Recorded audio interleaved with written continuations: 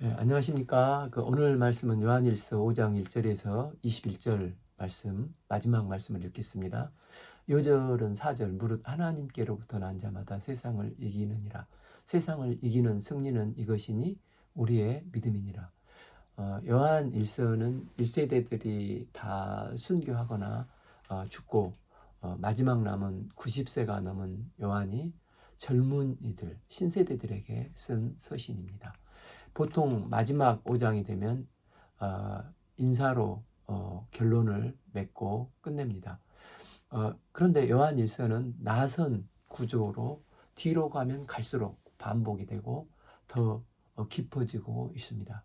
1장에서 4장은 하나님과의 사귐, 이 펠로우십을 갖는 자는 어둠에 행하지 않고 빛 가운데 행한다고 했습니다. 또 세상의 육신의 정욕과 안목의 정욕, 이 세상의 자랑을 사랑하지 않고 하나님을 사랑하고 하나님과 사귐을 가져야 하고 그 사랑으로 형제를 서로 사랑해야 한다고 했습니다. 그러나 우리가 세상 유혹을 이기고 형제를 서로 사랑하는 것은 말같이 쉽지는 않습니다. 그래서 요한일서는 우리가 어떻게 세상 정욕과 유혹과 핍박과 갈등을 극복하고 하나님을 더욱 사랑하고 삶 속에 형제를 사랑하며 하나님의 견인을 받고 최후 이기는 자가 될 수 있는가를 말씀하고 있습니다.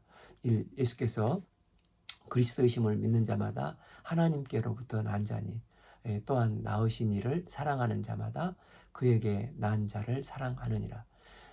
사도 요한은 5장을 시작하면서 크리스찬의 아이덴티티를 보여주고 있는데 성도는 믿음으로 거듭난 사람이라는 것입니다.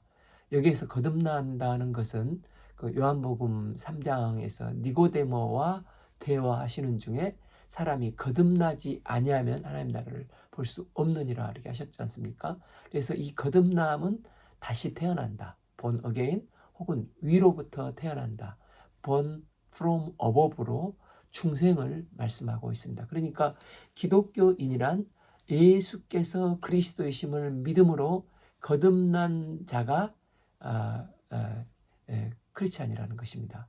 이 믿음의 내용은 마태복음 16장 16절 베드로의 신앙 고백으로 주는 그리스도이시요 살아계신 하나님의 아들이심을 믿고 고백하는 것입니다. 따라서 하나님께서 난 자는 예수님께서 이 땅에 성육신하사 그리스도 즉 구원자 또 헬라어로 메시아이심을 절대적으로 믿는 자요 또한 그 예수님이 하나님의 아들이심을 믿고 고백하는 자인 것입니다. 우리는 시간 개념 속에서 보지만 그러나 성부 하나님과 성자 하나님은 영원 가운데 계시기 때문에 누가 먼저고 나중이고 이렇게 그렇지가 않습니다. 그래서 성경에서는 성부 하나님의 아들은 성자 하나님이신 예수님이 삼위의 하나님이심을 믿는다는 것입니다. 그래서 주는 그리스도시요 하나님의 아들이심을 믿는 믿음이 세상을 이긴다고 말씀하고 있습니다. 주는 그리스도시요 살아계신 하나님의 아들이심을 믿는 자는 하나님께서 난 자, 곧 거듭난 그 형제를 또 사랑한다고 말씀하고 있습니다. 이 우리가 하나님을 사랑하고 그의 계명을 지킬 때 이로써 우리가 하나님의 자녀를 사랑한 줄을 아느라. 3. 하나님을 사랑하는 것은 이것이니 우리가 그 계명을 지키는 것이라. 특별히 요한일서에서 하나님의 계명은 예수님의 새 계명으로 형제들을 서로 사랑하는 것을 말씀하고 있습니다. 때문에 하나님을 사랑하는 사람은 당연히 형제를 사랑하는 것으로 나타나고 증명되어야 한다는 것입니다. 자, 무릇 하나님께로 난 자마다 세상을 이기느니라. 세상을 이기는 승리는 이것이니 우리의 믿음이니라. 앞 3절에서 하나님의 계명을 지키는 것이 무거운 것이 아니라 했는데 왜냐하면 하나님께로부터 난 자마다 세상을 이기기 때문이고 세상을 이기는 승리는 이것이니 곧 우리의 믿음이라는 것입니다. 그러므로 하나님께로 난 자는 예수님께서 그리스도, 즉 구원자이심을 믿는 믿음과 예수님께서 하나님의 아들, 즉 삼위성자 하나님이심을 믿는 것이 세상을 이기는 힘이 된다는 것입니다. 예수께서 하나님의 아들이심을 믿는 자가 아니면 세상을 이기는 자가 누구냐? 믿음이 세상을 이긴다는 것은 하나님을 사랑하기에 계명을 지키려고 노력하고 형제를 사랑하는 것입니다. 나가서 이런 자는 세상의 여러 유혹과 극심한 박해, 또 여러 어려운 문제를 능히 믿음으로 극복하여 이기는 자가 되는데, 이것이 그리스도를 믿는 사람의 특징이고 그리스도인들의 아이덴티티라는 것입니다. 그러나 예수님이 하나님이심과 구원의 주가 되심을 믿지 못하는 사람은 악한 마귀의 지배를 받기 때문에 하나님께서 주시는 영생의 기쁨과 은혜와 평화를 누리지 못하고 오직 어둠의 삶을 살 수밖에 없습니다. 그러나 세상을 이기는 믿음을 갖는 자는 예수님이 그리스도요, 하나님의 아들이심을 믿는 그 믿음으로 굳게 붙들고 삶으로 세속적인 세상에서도 주님을 사랑하고 형제를 사랑하며 거룩한 삶을 살아낼 수가 있는, 이기는 자의 삶을 살게 되는 것입니다. 초대교회가 얼마나 많은 핍박과 어려움이 있었습니까? 그러나 초대교회 성도들은 예수님이 주요 그리스도요, 하나님의 아들이심을 굳게 믿고 고백하는 것에 목숨을 걸었고, 많은 유혹과 박해와 심지어 순교 가운데서도 믿음을 지키고 이기고 최후 승리하는 신앙생활을 했습니다. 그러면 우리가 어떻게 이런 믿음을 가질 수 있으며 또 예수님이 그리스도요 하나님의 아들 되심의 증거가 무엇입니까? 6. 이는 물과 피로 임하신 이시니 곧 예수 그리스도이시라. 물로만 아니요 물과 피로 임하셨고 증언하는 이는 성령이시니 성령은 진리니라. 7. 증언하는 이가 셋이니 8. 성령과 물과 피라. 또한 이 셋은 합하여 하나니라. 예수님이 하나님의 아들이심에 이 세 가지 증거가 나오는데, 이는 첫째는 물이요, 두 번째는 피요, 세 번째는 성령이시라는 것입니다. 그래서 마틴 로이드 존스 목사님이 성경에서 해석하기에 가장 어려운 본문 중에 하나가 이 말씀이라고 하면서 삼위일체의 개념에서 예수가 그리스도이심을 증언하는 내용을 물과 피와 성령이라고 증언을 하고 있습니다. 물과 피와 성령은 그래서 따로따로 있는 것 같아 보이지만 다 연관되어 있고 삼위일체를 세 개로 따로따로 설명할 수 있지만 본질은 하나인 것처럼 본질은 예수님이 그리스도이시고 하나님의 아들이시라는 것입니다. 이는 마치 갈라디아 5장의 성령의 9가지 열매가 각각 있는 것 같이 이 9가지 스펙트럼으로 보이지만은 사실은 한 가지이지 않습니까? 예수님이 그리스도는 그리스도라는 것은 첫째 물로 물세례를 말하는 것입니다. 세례의 의미는 두 가지 의미가 있습니다. 첫째는 죄로 더러워진 죄인이니까 물로 깨끗이 씻음을 받는 의미가 있고, 또 하나는 원래 물세례를 줄 때는 물에 푹 집어넣어서 죽고 나오는 그 침례로 옛사람이 죽고 새 사람으로 거듭나는 의미가 포함되어 있습니다. 그런데 문제는 죄 없으신 예수님이 왜 세례를 받으셔야 했습니까? 그래서 마태복음 3장 14절 요한은 내가 당신에게 세례를 받아야 할 터인데 당신이 내게 오십니까? 천부당 만부당 나는 감당 못합니다. 이렇게 하지 않습니까? 그런데 히브리서 4장 15절은 증언하기를 예수님은 모든 일에 우리와 똑같이 시험을 받으신 이로되 죄는 없으시니라 하셨습니다. 죄가 없으신데 세례를 그럼 받을 이유가 없지 않습니까? 그런데 예수님께서 세례를 받으신 이유는 우리 대신 죄를 대신 뒤집어 쓰시고 우리의 죄를 대속하기 위해서 세례를 받으셨습니다.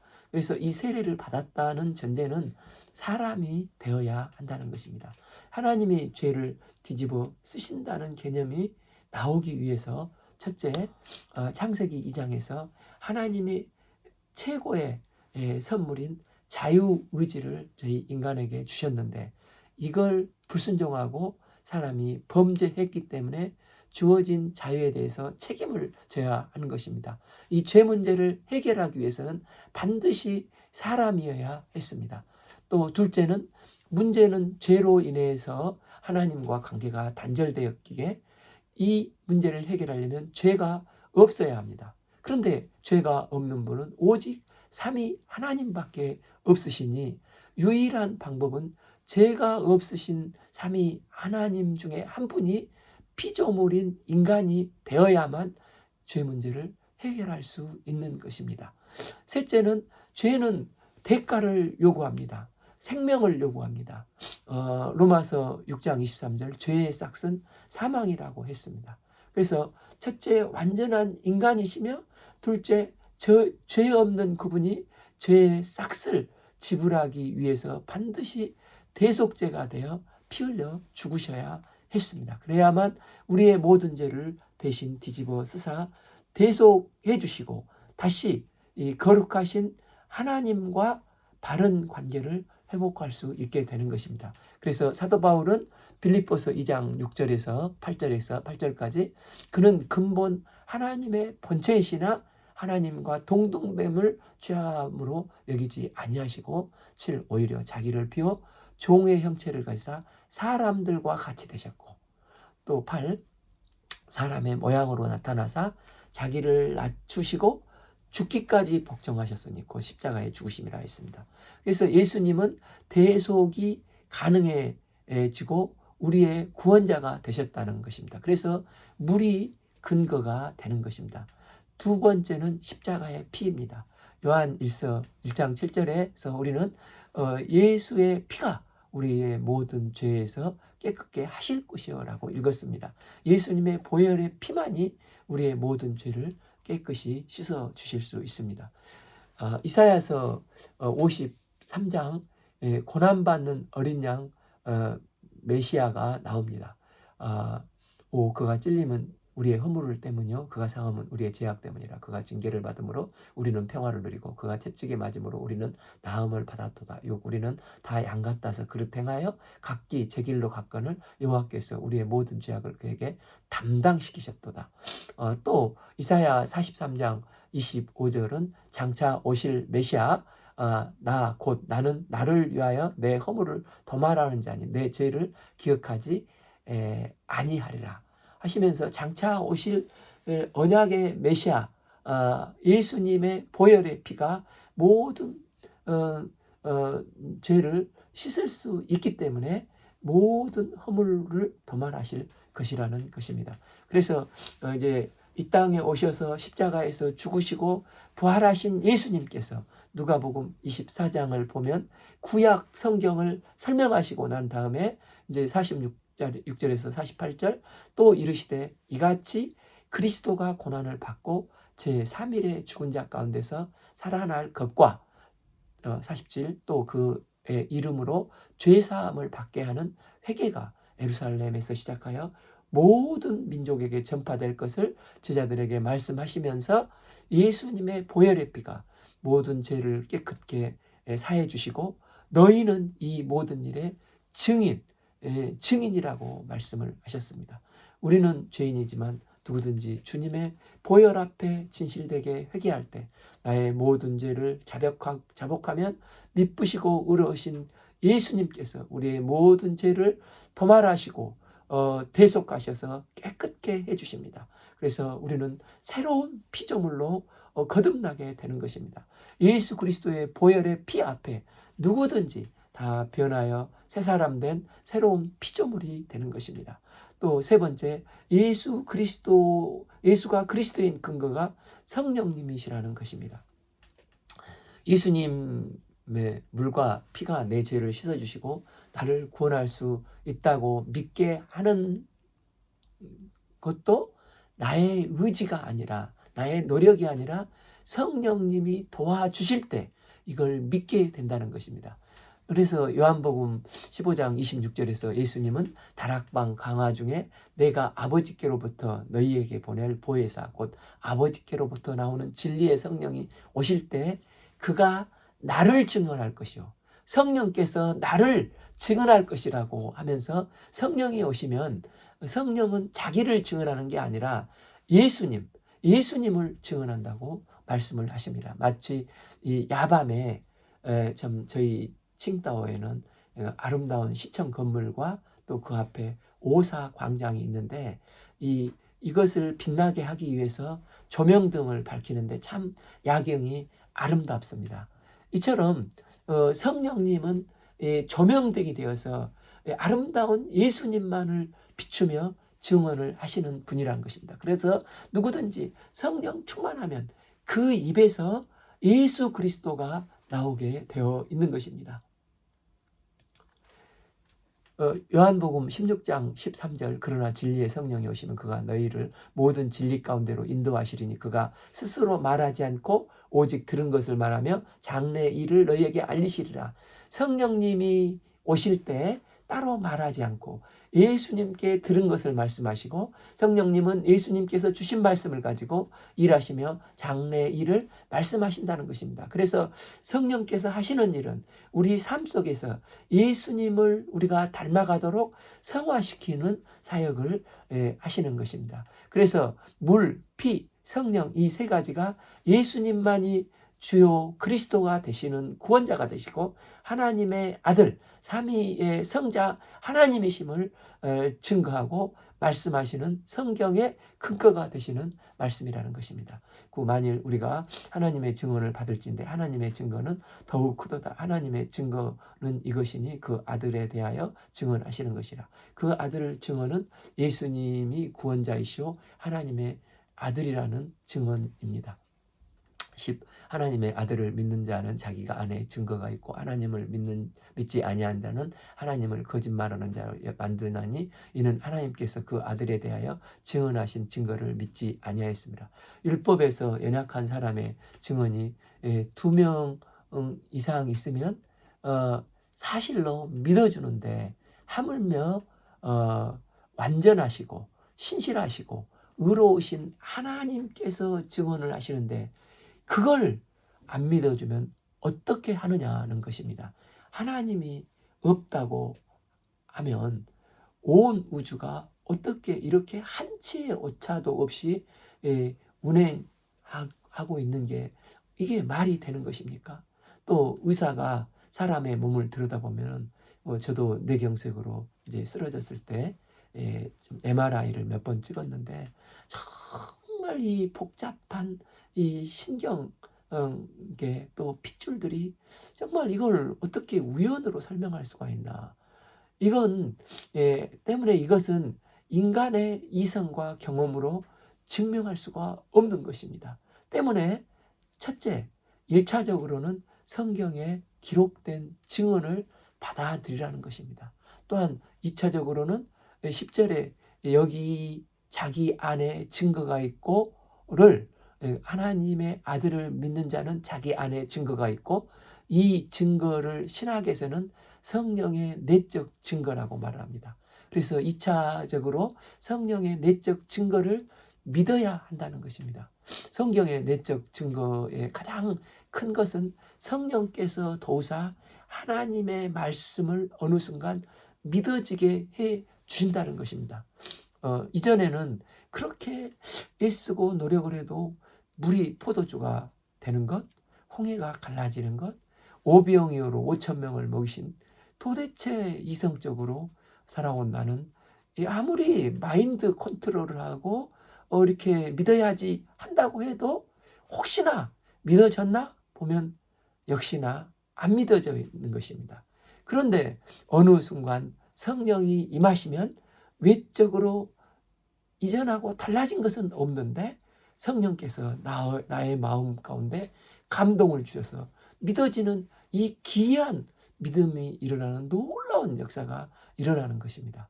이것을 성령의 내적 증거라고 합니다. 저도 1학년 때 예수님을 믿어보려고 했는데 근데 이렇게 믿어지지가 않는 것입니다. 그런데 어느 날 창세기 1장 1절 태초에 하나님이 천지를 창조하시니라.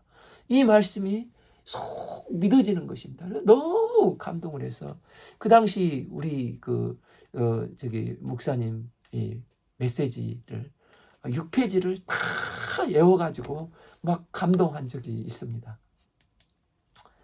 세 번째 우리가 확신할 수 있는 것은 이 관계 속에서 사귐 속에서 신뢰가 있기 때문에 믿게 된다는 것입니다. 11도 증거는 이것이니 하나님이 우리에게 영생을 주신 것과 이 생명이 그 아들 안에 있는 것이니라. 12 아들이 있는 자에게 생명이 있고 하나님의 아들이 없는 자에게는 생명이 없느니라. 13 내가 하나님의 아들의 이름을 믿는 너희에게 이것을 쓴 것은 너희로 하여금 너희에게 영생이 있음을 알게 하려 함이라. 이제 90세가 넘은 사도 요한도 얼마 안 있으면 이제 죽게 되는데 지금 이 말씀을 이 서신을 듣고 있는 젊은 너희도 언젠가는 죽는다는 것입니다. 죽고 나면 히브리서 9장 27절은 한 번 죽은 건 사람에게 정한이 있지요. 그 외에는 심판이 있다고 말씀했습니다. 때문에 그때 영생이 있는데 천국이나 지옥의 심판으로 나눠지게 됩니다. 그러니까 우리가 영생을 얻어야 하는 것입니다. 왜냐하면 아들이 있는 자에게는 영생의 생명이 있고 하나님의 아들이 없는 자에게는 영생의 생명이 없고 지옥불이 기다리고 있기 때문입니다. 문제는 이 땅에서 살면서 어떻게 영생을 인지할 수 있냐는 것입니다. 우리가 이 땅에 살다 보니까 사람들은 영생을 시간 개념으로 생각하기 쉽습니다. 영원히 죽지 않고 사는 것. 그런데 이 시간도 하나님의 피조물입니다. 우리가 천국 가면 시간이라는 개념은 없어지는 거예요. 그래서 베드로가 1000년이 하루 같고 하루가 1000년 같다고 하지 않습니까?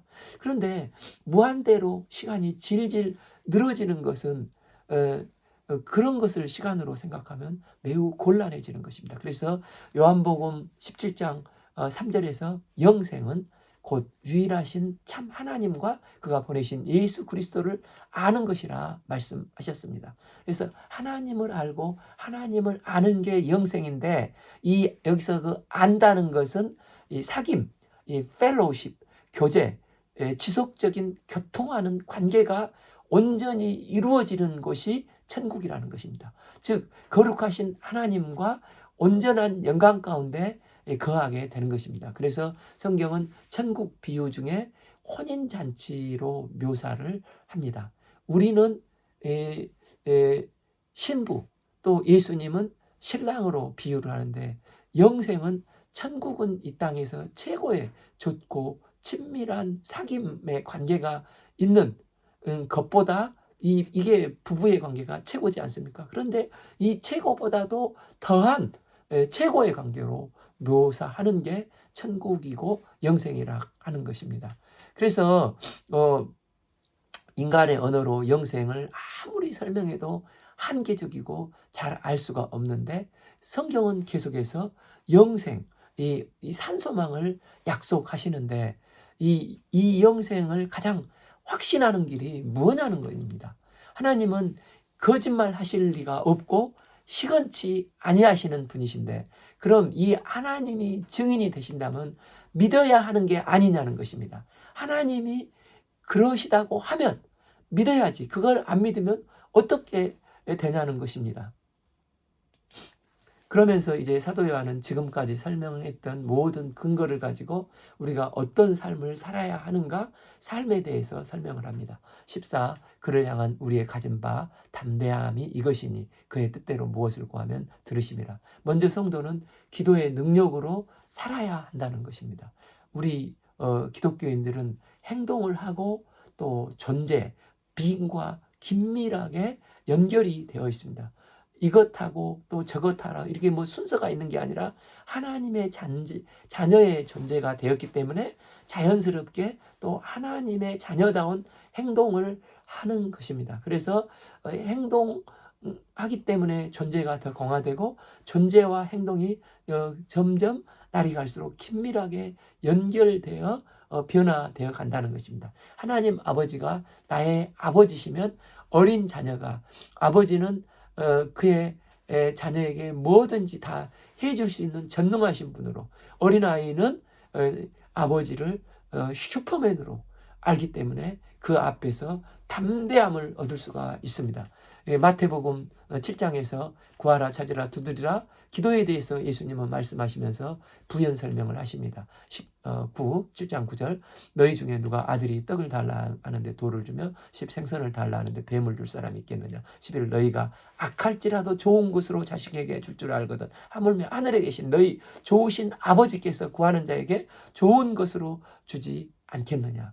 좋으신 아버지께 담대히 나가서 구하면 나의 좋으신 아버지는 다 주신다는 것입니다. 때문에 우리는 전능하신 하나님 아버지의 자녀이기 때문에 전능하신 좋으신 아버지를 믿는 믿음으로 담대함을 가지고 그의 뜻대로 구하면 주님은 우리의 기도를 들어주십니다. D.L. 무디는 그의 뜻대로 기도하면 응답을 받을 뿐만 아니라 또 내가 변화 성장한다고 했습니다. 그는 처음에 고아원 사역을 하면서 사방이 없다 보니까 고아원에 필요한 것만을 하나님께 구했습니다. 그런데 필요한 것만 구하다 보니까 지치고 기도가 공허해져서 이게 아닌 것을 깨닫게 되었습니다. 그래서 어느 순간 기도하다가 로마서 10장 17절 그러므로 믿음은 들음에서 나며 들음은 그리스도의 말씀으로 말미암느니라. 이 말씀을 받게 되고 그 순간부터 말씀과 하나님의 뜻을 구하기 시작했을 때 본인이 변화되어 성장하고 또 실질적으로 필요한 고아원들을 돕는 수만 명의 고아를 돌보는 사역을 능히 섬길 수 있었다고 간증을 하는 것입니다. 우리가 필요하면 필요한 것만을 구하면은 5분, 10분 구하다 보면 기도가 바닥이 나고 지치기 쉽습니다. 또 그것을 응답받는다 해도 세상 따라가는 육신의 정욕, 안목의 정욕, 세상의 자랑의 기복신앙으로 치우치기 쉽습니다. 그러나 성경을 구하다 보면 내가 사라지고 하나님의 뜻을 구하게 돼서 기도 가운데 변화되고 성장하게 되어 기도를 통해서 하나님과 친밀한 교제를 이루는 삶으로 변화 성장하게 되는 것입니다. 또한 기도의 응답의 확신을 믿어야 하는 것입니다. 15 우리가 무엇이든지 구하는 말을 들으시는 줄을 안즉 우리가 그에게 구하는 것을 얻는 줄을 또한 아느니라. 기도는 결코 마인드 컨트롤이 아닙니다. 그래서 로이드 존슨 목사님은 이런 얄팍한 기도는 얄팍한 심리학이라고 말을 했습니다. 우리가 그에게 구한 것을 얻은 줄 또한 우리가 아느니라.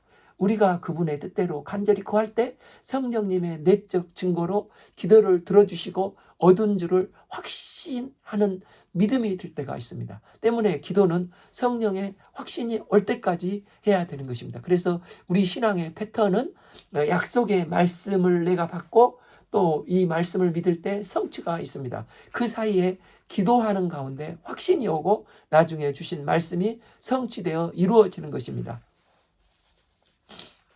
이런 선순환이 되면 우리가 기도를 할수록 더 믿음이 굳세지고 주님의 말씀을 의지해서 영생의 산소망을 덧입고 이 땅에서 점점 주님을 닮아가게 되는 것입니다. 변화산성에 있던 밑에 있던 9 제자들이 귀신들을 들린 아들을 못 고쳤습니다. 그러면서 그들은 왜 우리는 안 됩니까?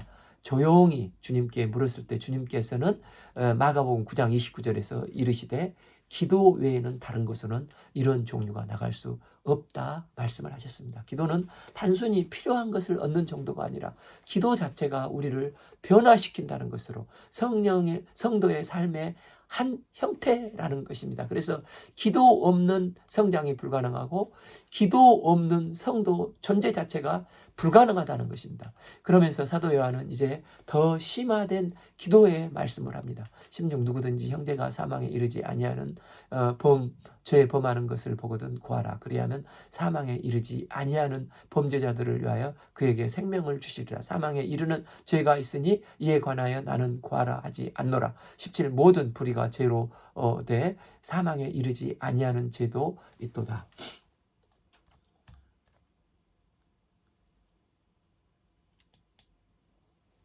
사도 요한은 죄가 있는데 두 가지 죄가 있다고 하는 것입니다. 사망에 이르는 죄가 있고 사망에 이르지 않는 죄가 있다는 것입니다. 사망에 이르는 죄는 마태복음 12장에 성령 방해죄를 말을 합니다. 32절 또 누구든지 말로 인자를 거역하면 사하심을 얻되 누구든지 말로 성령을 거역하면 이 세상과 오는 세상도 사함을 얻지 못하리라. 그래서 성 어거스틴은 성령 방해죄를 정의하기를 끝까지 회개하지 않는 죄가 성령 방해죄라고 했습니다. 그러면서 내가 성령 방해죄인가를 고민하면 그것은 성령 방해죄가 100% 아니라고 했습니다. 때문에 나의 연약함과 부족함 또 실수 나의 죄악된 본성 때문에 지은 모든 죄는 99%가 성령 방해죄가 아닙니다. 성령 방해죄는 마귀가 완전히 사로잡혀 그의 영혼이 화인맞은 이단의 교주와 같은 적 그리스도를 말을 하는 것입니다. 야고보서 5장 16절 그러므로 너희 죄를 서로 고백하여 병 낫기를 위하여 서로 기도하라. 의인의 간구는 역사하는 힘이 큼이니라. 병 들었을 때 성도가 중보기도하며 간구해 줄 때 역사하는 힘이 있습니다. 오늘도 함께 땅끝에서 세계 선교를 섬기고 계시는 우리 리투아니아의 강스테반 선교사님, 중국 선교를 함께 했던 금에리아미아 선교사님들이 치료의 광선으로 깨끗이 치료되어 건강을 온전히 회복시켜 주시고 이전보다도 더 강건해질 수 있기를 예수님의 이름 권세를 의지해서 기도합니다. 아멘. 우리가 이처럼 생명의 동역자의 병 낫기를 기도하면 주님은 우리의 기도를 들어주십니다. 아멘. 우리가 자신을 돌아볼 때 언제 신앙이 성장했습니까? 진짜 어려운 환경 속에 빠져 있을 때. 그럼에도 불구하고 낙담하지 않고 천부여 의지 없어서 주님께 나가 간절히 인내하며 기도할 때 내가 변화되고 성령께서 나를 일으켜 세워주셨습니다. 또한 형제가 변화되고 응답받는 경우를 우리는 다 체험을 했습니다. 우리가 자신을 위해서 기도할 뿐만 아니라 형제를 위해서 기도함으로 늘 새롭게 주 안에서 발견되어 주님을 닮아가는 기도의 성숙한 종들로 변화 성장할 수 있기를 기도합니다. 18 하나님께로부터 난 자는 다 변화되지 아니하는 줄을 우리가 아노라. 하나님께로부터 나신 자가 그를 지키심에 악한 자가 그를 만나지도 못하니라. 19 또 아는 것은 우리가 하나님께 속하고 온 세상은 악한 자 안에 처한 것이며 하나님께로 난 자는 난 자 대신 예수님께서 우리를 보호하시고 지켜주시기 때문에 누구도 우리를 해하지 못하고 우리는 주님의 도우심으로 최종 승리, 최종 이기는 자가 되는 것입니다. 그래서 개혁주의자 켈빈의 5대 강령을 보면 첫째 인간의 전적인 부패, 둘째는 무조건적인 이 선택, 또 다섯 번째는 성도의 견인이 나옵니다. 어떤 사람은 이 성도의 견인을 이해를 잘 못해서 레카차로 견인하는 것으로 알고 있습니다. 그래서 한자에 봐보면 견인이 굳을견 또 참을 인 자의 이 견인입니다. 때문에 견인해서 끌고 간다는 것도 포함이 될 수도 있겠지만 이 성도의 견인은 예수님께서 도와주셔서 굳게 참고 끝까지 견디어낼 수 있는 힘과 능력을 주시고 온전히 구원에 이르기까지 최종 승리하기까지 주님께서 늘 나와 동행하시고 인도하시며 도와주신다는 것입니다.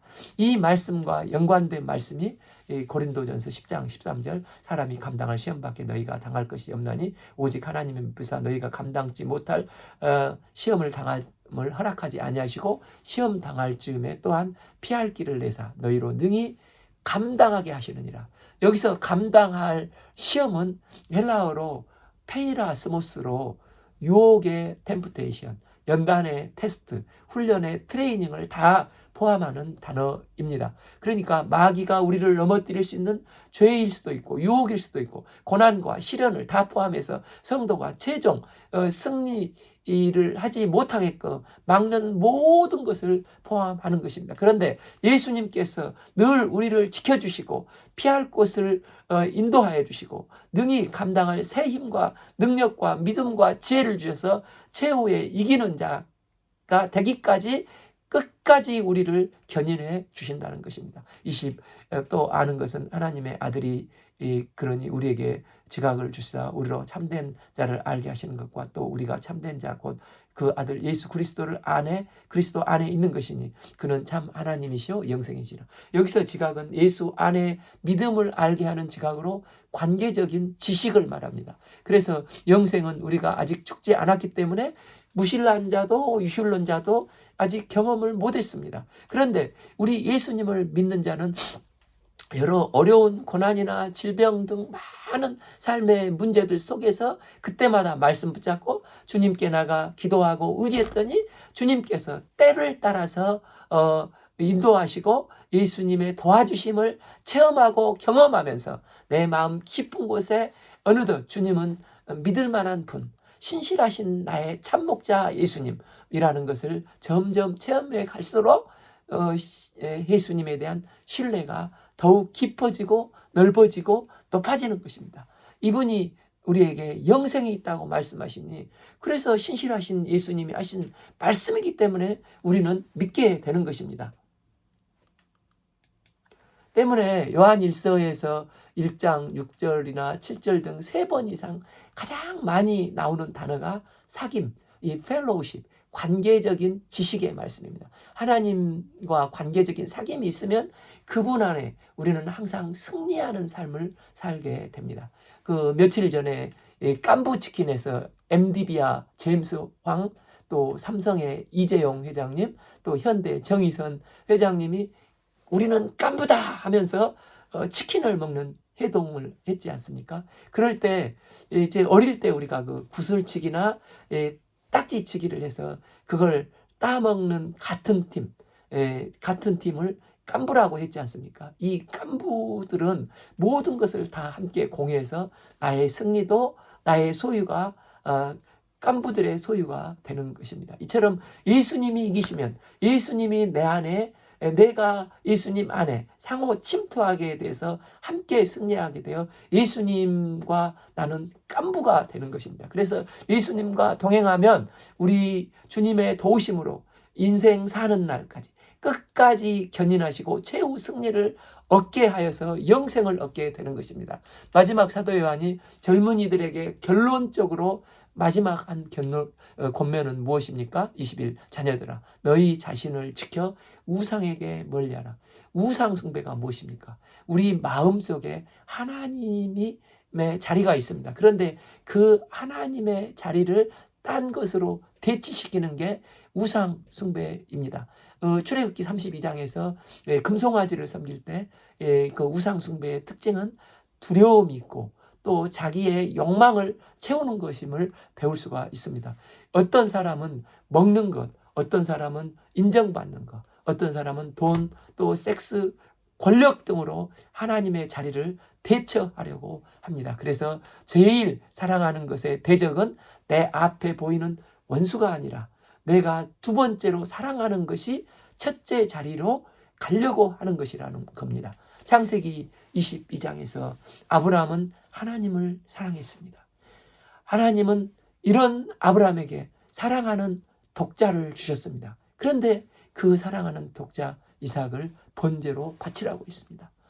이에 아브라함이 일찍 일어나 모리아 산에서 이삭을 번제로 바치려고 하니까 이제야 내가 하나님을 경외한 줄 알았다 하시면서 하나님 자리에 딴 것으로 대치시키지 않는 게 하나님을 진정 사랑하는 것이고 진정 믿음의 조상이 되는 거라고 하시면서 믿음의 예를 아브라함을 통해 제시를 하셨습니다. 우리가 마지막까지 멀리 해야 하는 것이 마음의 중심에 하나님을 모시고 우상을 멀리 하는 것입니다. 결론적으로 하나님이 우리를 이처럼 사랑하신 것처럼 형제를 사랑하는 삶을 살아야 하겠습니다. 또 매일 주는 그리스도이시오 살아계신 하나님의 아들이심을 삶 속에서 고백함으로 주님과 친밀한 사귐이 있을 때 주께서 나의 인생을 견인하여 최후의 승리를 이루게 하시고 또 영생의 기쁨을 누리는 복된 인생으로 축복하실 것입니다. 오늘 말씀은 요한일서 5장 1절에서 21절 요한일서 마지막 장을 읽었습니다. 다음 시간에는 요한 2서에서 뵙겠습니다. 감사합니다.